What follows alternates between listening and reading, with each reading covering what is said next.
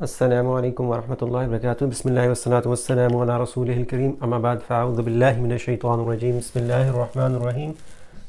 نازلہ سے بننے والے الفاظ ہم دیکھ رہے ہیں، نازلہ، اور نازلہ کا جو پہلا لفظ ہے وہ نازلہ ہے، نازلہ۔ نازلہ کا مطلب ہوتا ہے اترنا،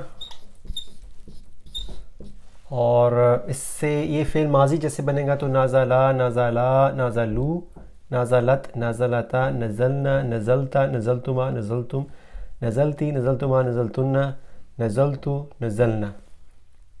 یہ فعل ماضی کی کردار بنا رہے ہیں۔ یہ میں نے کیوں نہیں لکھی کہ قرآن پاک کے اندر صرف نازلہ ہی استعمال ہوا ہے، اس کے اور ماضی کے کوئی اور صیغے استعمال نہیں ہوئے۔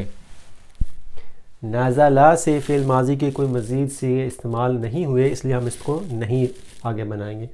بس یہی یاد رکھیں، تو ٹوٹل نازلہ سے بننے والے جو اس نازلہ سے بننے والے لفظ ہیں نازلہ اور ینزلو، اس کا جو فعل مضارع بنے گا وہ بنے گا ینزلو۔ آپ کو پتہ ہے شروع میں یا لگاتے ہیں تو ینزلو،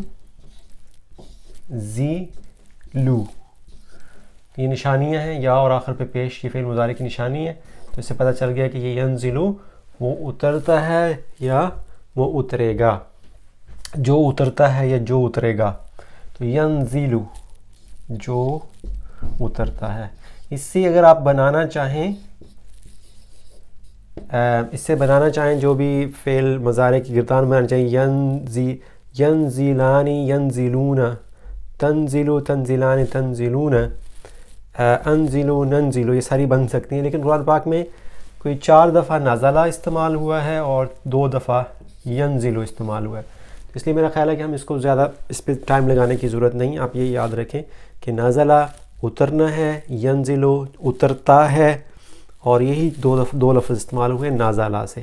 جو باقی ہیں نزلہ اور انزلہ اور تنزلہ، وہ لفظ استعمال ہوئے، ان کی ہم کردانیں بنانی شروع کریں گے۔